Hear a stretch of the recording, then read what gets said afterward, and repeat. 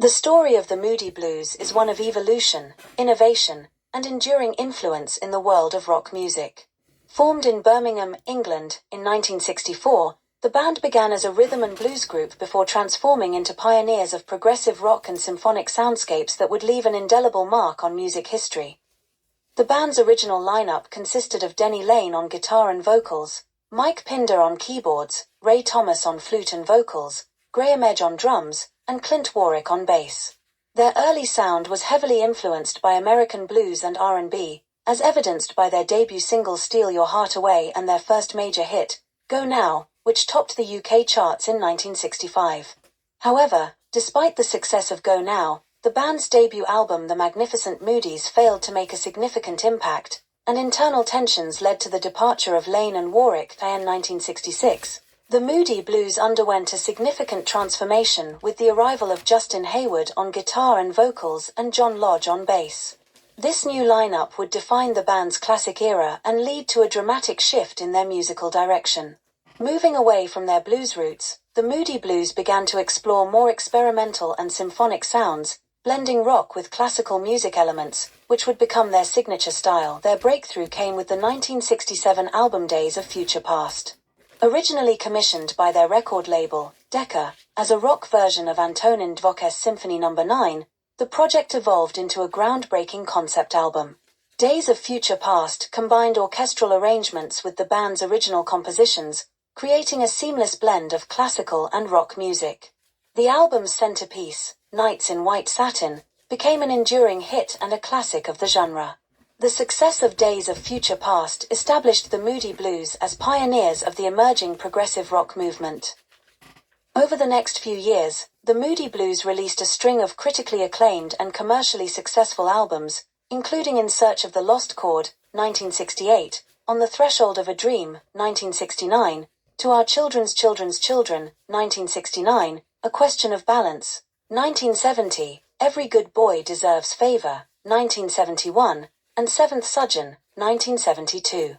These albums were characterized by their intricate arrangements, philosophical lyrics, and the innovative use of the mellotron, a keyboard instrument that allowed the band to create lush, orchestral sounds in a live setting. The Moody Blues music during this period was marked by themes of spirituality, existentialism, and a quest for deeper meaning, reflecting the countercultural zeitgeist of the late 1960s and early 1970s. Songs like Ride My Seesaw, Question, and The Story in Your Eyes became anthems for a generation searching for answers in a rapidly changing world. Despite their success, the constant touring and recording schedule took its toll, and in 1974, the Moody Blues went on a hiatus. During this break, the members pursued solo projects, with Justin Hayward achieving particular success with his single Forever Autumn from the War of the Worlds musical project by Jeff Wayne. The band reunited in 1977 and released Octave in 1978. While the album was moderately successful, it marked a departure from their earlier, more experimental work. The late 1970s and early 1980s saw the Moody Blues adapting to the changing musical landscape, incorporating more contemporary pop and rock elements into their sound. This period produced hits like Gemini Dream and The Voice from the 1981 album Long Distance Voyager, which topped the charts in the US. Throughout the 1980s and 1990s, the Moody Blues continued to tour and release new music, although their output was less prolific than in their earlier years.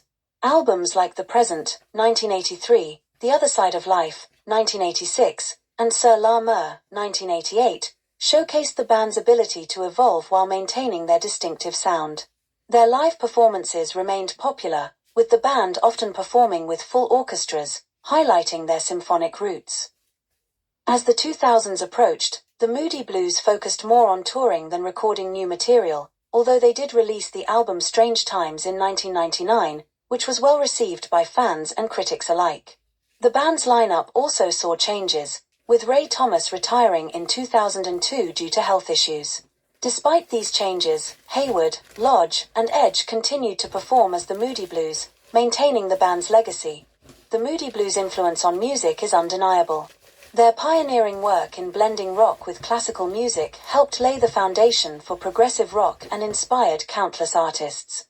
Their introspective lyrics, rich harmonies, and innovative use of technology, such as the mellotron, set them apart as one of the most unique and enduring bands of their era. In 2018, the Moody Blues were inducted into the Rock and Roll Hall of Fame, a long overdue recognition of their contributions to music. The induction was a fitting tribute to a band that had spent more than 5 decades creating timeless music that continues to resonate with audiences around the world. The story of the Moody Blues is one of constant evolution, from their early days as an R&B group to their transformation into pioneers of progressive rock. Despite the challenges and changes over the years, the band remained true to their vision, creating music that transcends time and continues to inspire generations of fans. There are thousands more great videos like this on the channel. Please take a look, share and subscribe, or visit the Bonswivit shop on eBay, which has over 250,000 rare and collectible items listed.